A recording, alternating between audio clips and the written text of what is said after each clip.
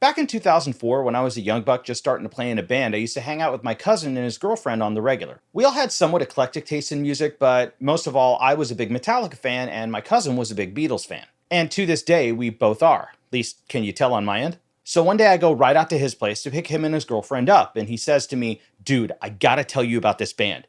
Have you ever heard of Beatallica?"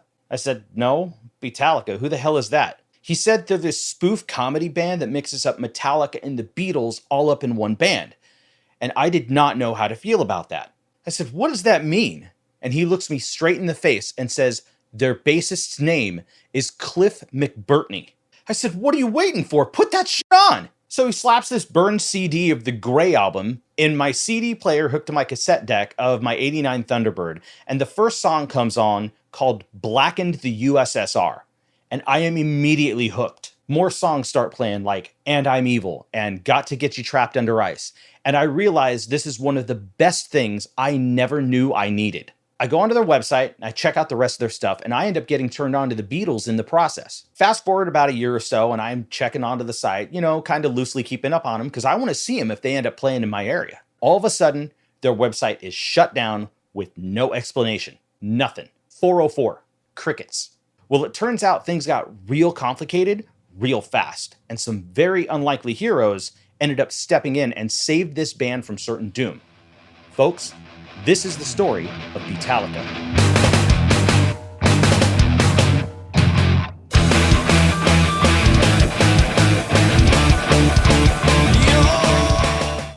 Milwaukee, Wisconsin, circa 2001.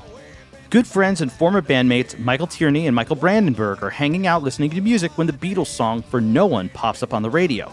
One thing to note here is Tierney wasn't in a working band at this time, while Brandenburg was in a progressive rock band called Ka. Their conversation turns to how they both noticed the Beatles were extremely musically progressive, and at times, really heavy sounding for the era they came from. The conversation continues into the Beatles' lyrical content, and eventually, the concept of metalized covers of Beatles songs comes up. Now at this time, Tierney is part of a yearly festival in Milwaukee called Spoof Fest, which takes place around April 1st, because what other day would you have it?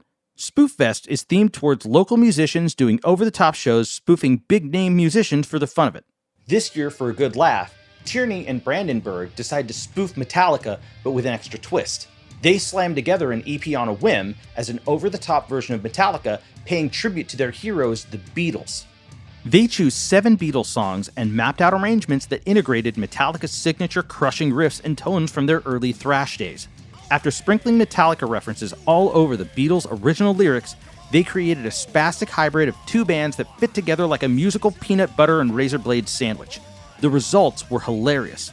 Tierney and Brandenburg booked a day at Bobby Peru's recording studio in Milwaukee and slammed out all 7 songs in 1 or 2 takes, and the songs were recorded and mixed all in the same day. By the end, the finished EP was named A Garage Day's Night. When Spoof Fest came around, they burned 40 CDs of the new EP and passed it out to showgoers. As far as they were concerned, the mission was a success. Now, unbeknownst to them, this EP ends up making it onto the internet and gets into the hands of another Wisconsin native, David Dixon. Dixon knows absolutely nothing about where any of this music came from, but he thinks it's the best thing he's heard since Spinal Tap. He loves the material so much, he decides to name this unknown band Beatallica, and then he purchases the website beatallica.org and throws the MP3s up on the site for free download. A few months after the website goes up, around October 2001, Tierney receives a phone call. On the other end of the phone is Dixon, who, since the website was up, discovered the origins of the mysterious Beatallica EP and its relation to Spoof Fest. Dixon says to Tierney, "I want to talk to you about your band." Tierney says, "My band? I'm not in a band, man." Dixon then proceeds to tell him about all of the fan feedback reaching all over, far out of Milwaukee. Fan demand for more music and more info on Beatallica. We're talking who's who, where are they playing, when's the next EP coming out, etc. Dixon tells Tierney, "You guys have to do another album." Tierney and Brandenburg start brainstorming. They decide to take their personal mashup humor and apply it to an entire band concept.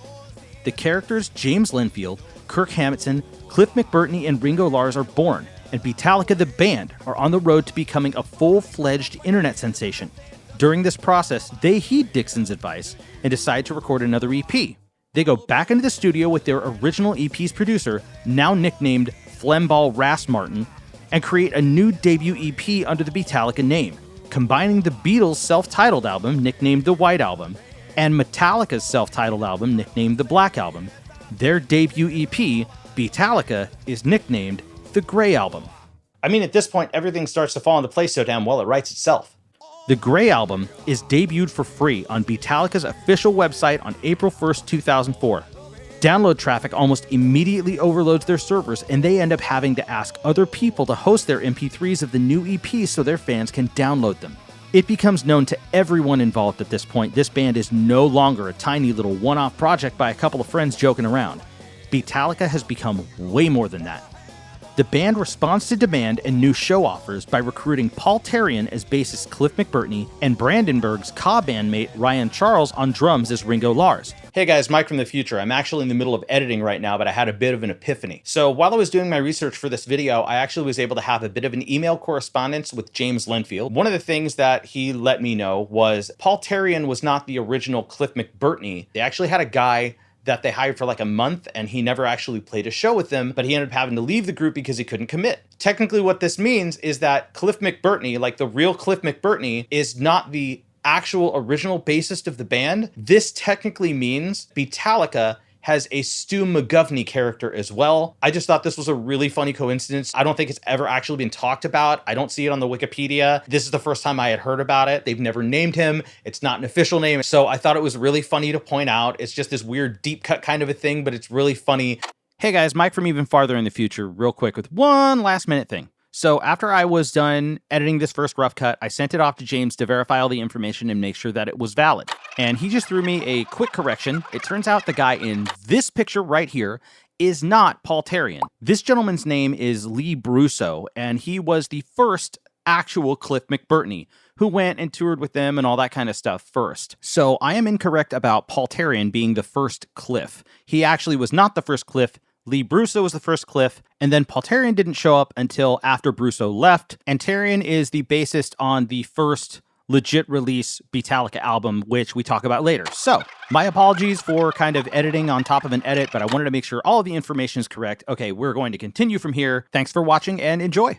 Okay, enough from me. Let's get back to the video. They start playing shows in Chicago, Cleveland, and the Wisconsin area, including a show in Madison where they open up for Dream Theater. As a matter of fact, Mike Portnoy invited the band to open for them himself and actually join them on stage for a song.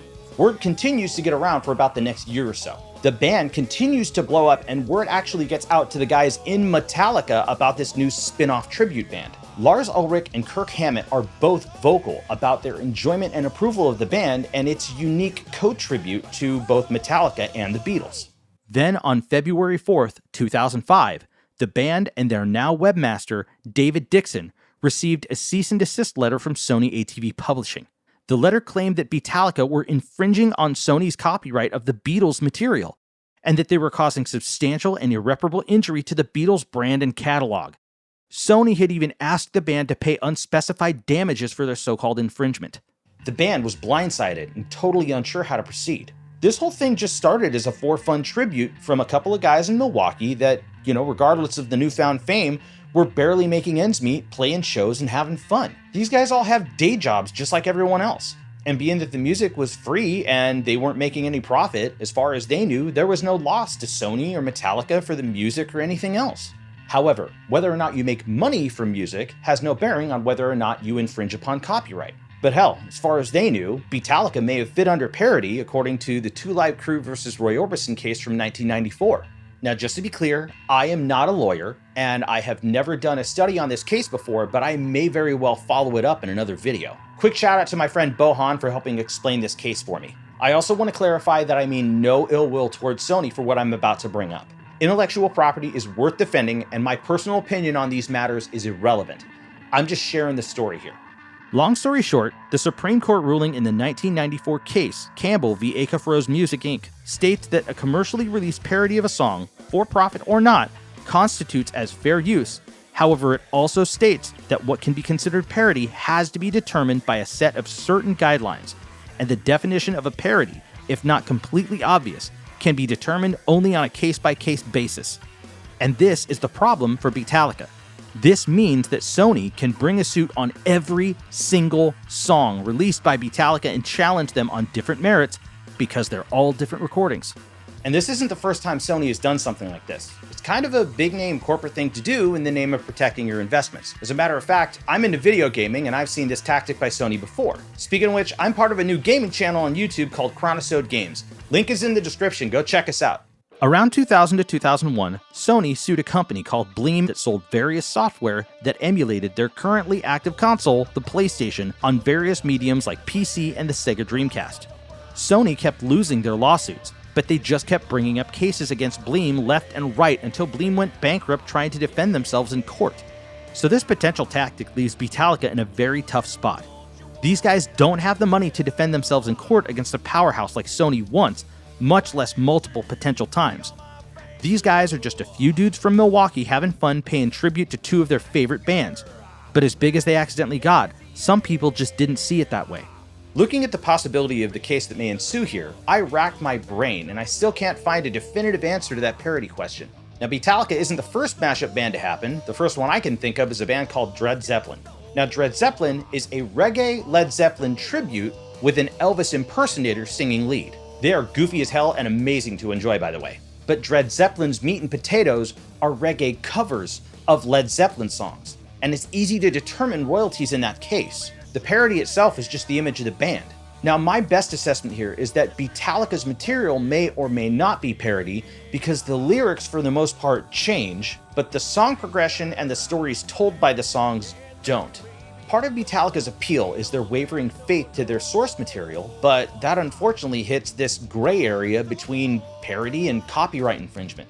Now, this is the first time I've seen something like this happening, and as far as I know, the case would have to be determined in court to provide a definitive answer. However, court cases cost bank, and honestly, nobody on either side truly wants that. Meanwhile, the word gets out on the internet that Beatallica has been handed the cease and desist letter by Sony and makes it to various major music news sites, including MTV. A fan-oriented petition starts making the rounds in defense of keeping Beatallica active, more specifically requesting Sony retract its threat of legal action. Some rock and metal heavy hitters actually come out in support of the petition, including Beatallica's old friend Mike Portnoy. Okay, so I've always liked Mike Portnoy as a player, and I got to see him live with A7X. I also got to see Rev, by the way, rest in peace. But the more I hear about him as a person, the more awesome he gets. So while Beatallica are trying to figure out what to do, they slam on the brakes to avoid any more legal trouble. The website goes down, and they start trying to figure out what road to take from here. And then, some unlikely heroes enter the discussion. Tierney gets a phone call from none other than Lars Ullnick himself. Because of the internet furor and the rising popularity of Beatallica, Lars got the word they were in some serious legal trouble.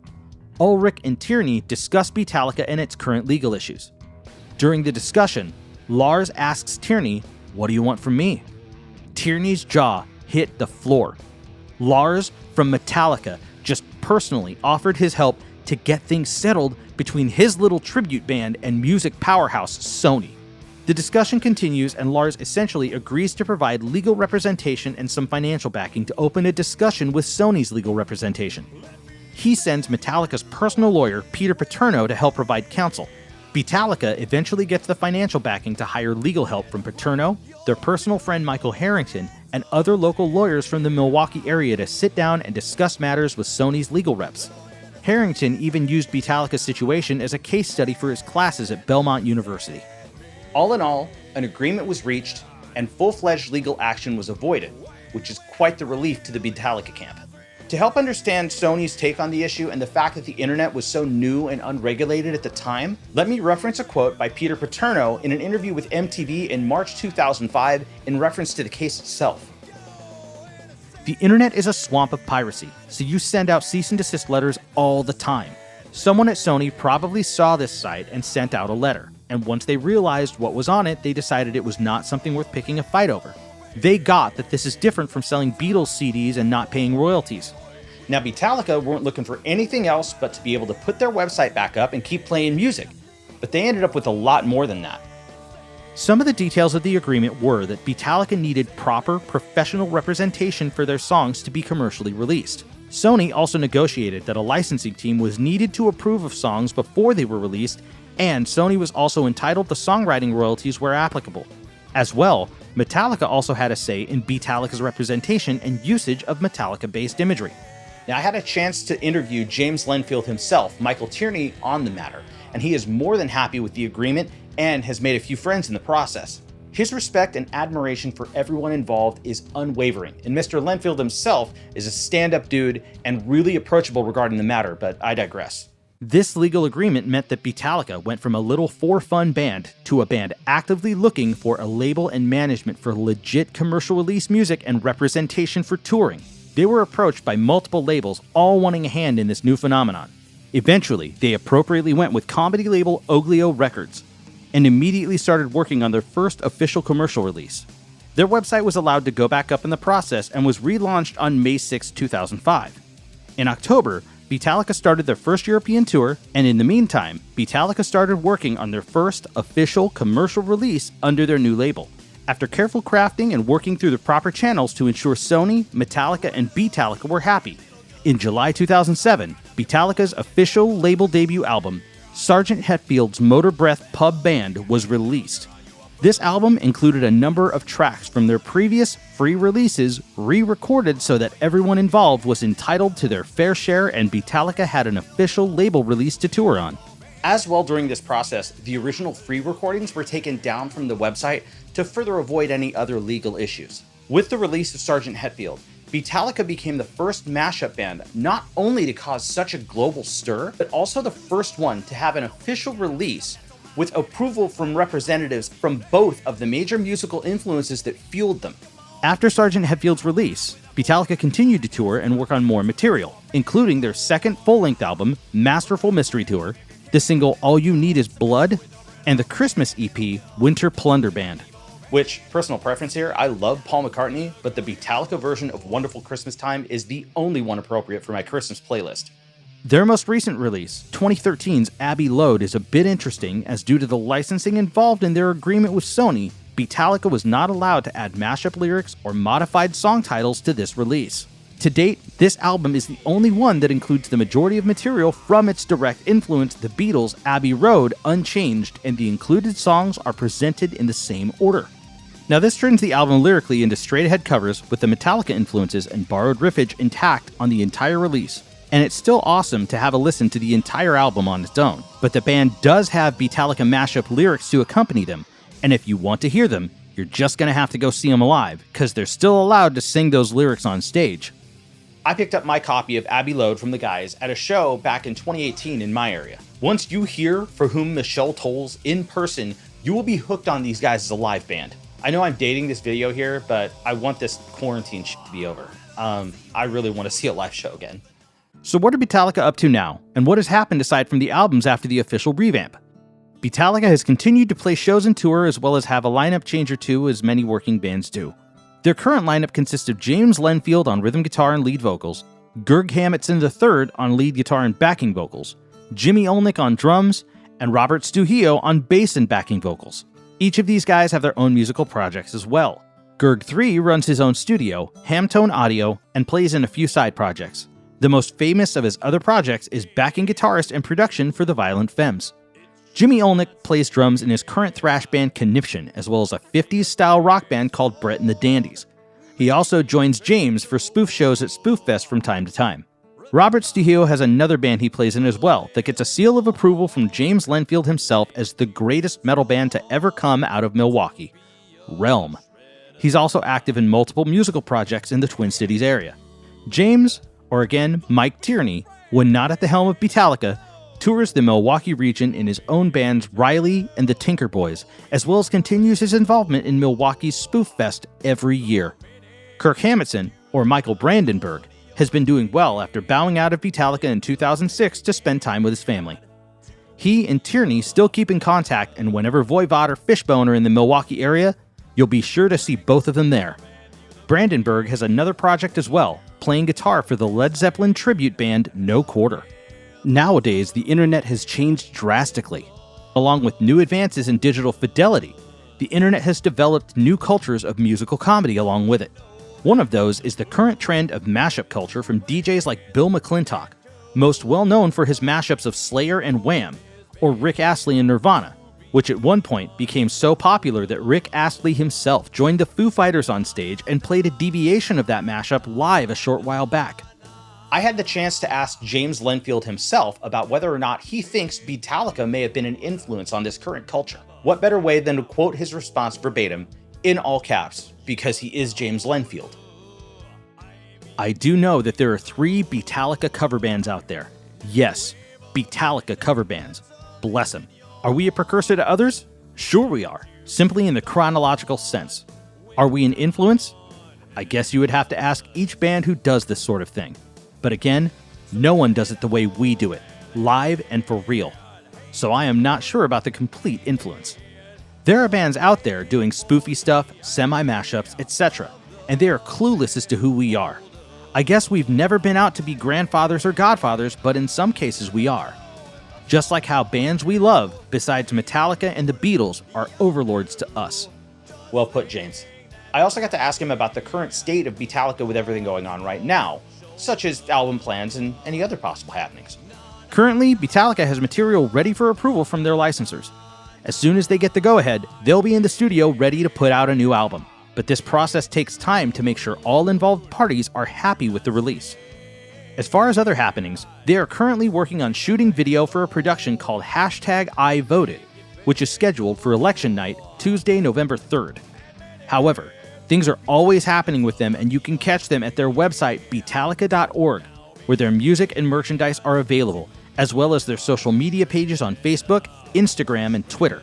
Links are provided in the description. There's one thing I want to mention that was made absolutely sure throughout my Q&A with Jaymz, and that is how happy and grateful he and the entire Beatallica crew are to be able to continue this opportunity with everyone. Their personal gratitude to everyone involved with Sony, Metallica, and the respective legal representation in allowing Beatallica to continue being Beatallica, and the inspiration they've received over the years from a global, rabid fanbase is immeasurable. In regards directly to Beatallica's fanbase, Jaymz's words say it best. To those of you who have been with us for years, thanks for being patient and sticking by us in scarce times. We always want to be out there as much as we are allowed to be. For you newcomers, welcome to the club. We definitely hope to see all of you at a gig before too long. Until then, hit us up online. We will be in touch. Stay safe and stay hesh. Thank you for watching the video. This is the most fun I've had with a video thus far. I want to give my personal thanks to Jaymz Lennfield himself and the band Beatallica for being super approachable and awesome and helping me keep the facts straight on their amazing story. Be sure to catch them on Facebook, Instagram, Twitter, and their website, beatallica.org, for updates, and make sure to see them on Election Day, November 3rd for the #ivoted webcast concert at ivotedconcert.com. Links are in the video description. Also, one more shout out to my friend Bo Haan for clearing up the legal terminology on the 2 Live Crew Roy Orbison case. I'll be diving deeper into that in another video, so keep an eye out. His link tree is available in the description as well, so go check out his music. And as I mentioned before, I have a new channel, Chronosode Games. We play video games, check us out. And once again, thank you for being awesome. Be sure to like and subscribe, and my name is Mike from Ruling Note Music, reminding you to never compromise your sound.